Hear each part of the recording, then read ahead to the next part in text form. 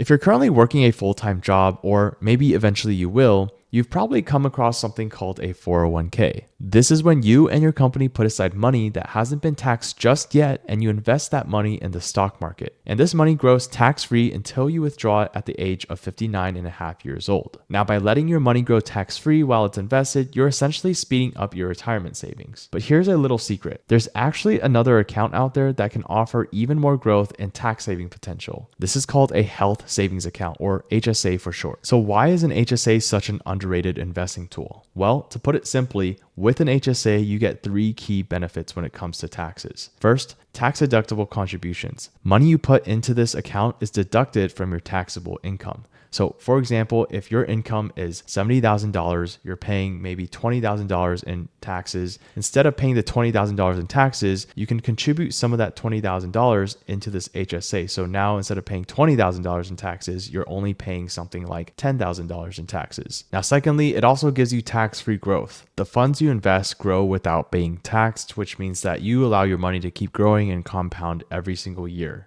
Now, when you reach the age of 65, that's when this HSA starts converting into almost like a regular savings account that you can just withdraw from, and you would just get taxed as your normal income tax at that age. Now, the last tax benefit is that you get tax-free withdrawals as long as you use the money for qualified medical expenses. So you don't pay any taxes when you take the money out of this account, as long as it's HSA compatible, where it mentions like qualified medical expense. You can find this on a list, or on Amazon, they do have a label that says HSA eligible. Now, there is one small hack with this that I want you to remember with an HSA. Now, when you buy anything or go to see a doctor or any qualified medical expense, you can also keep all your medical receipts and bills instead, and you don't have to directly reimburse yourself right away. The reason why that you want to do this is that by doing so, you're allowing your money to continue to grow tax-free in the HSA. Later on, when you need the cash, you can always reimburse yourself for those post expenses. Now, this strategy lets your investments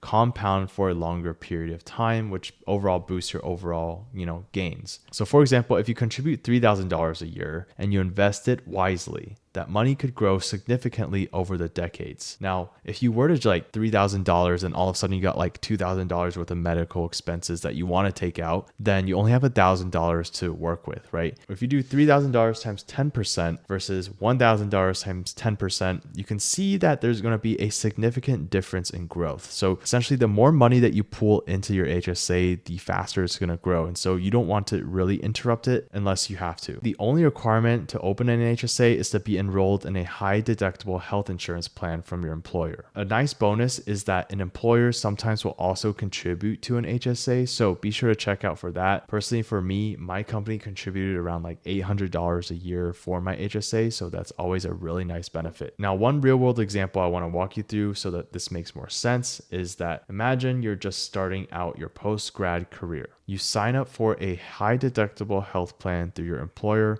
and you open an HSA. Now, over the next 30 years, your consistent contributions plus your employer contributions combined with smart investments grow into a really sizable retirement fund. Over these, 30 years, I have gone to see doctors. I've bought, maybe shoe inserts that are qualified for HSAs, but I keep those receipts. Now, because I had, let's say $100,000 now in the HSA, I've been able to allow that to grow and grow and grow. Now, when it comes time, maybe 40 years down the line, I want to get reimbursed for, all those doctor visits or all those, shoe inserts that I bought. Now, because I've allowed my portfolio to grow another 10 years, I have way more money now and I am more comfortable withdrawing my funds from this account. So hopefully you start to see the picture here where you can start using this to leverage as kind of both your health safety net, but also if you end up being really healthy, which is great, this can just double as your investment portfolio account. So the bottom line is, for everyone new to investing or just navigating the post-grad financial world, don't overlook the HSA. I know oftentimes we like to talk about the Roth IRA,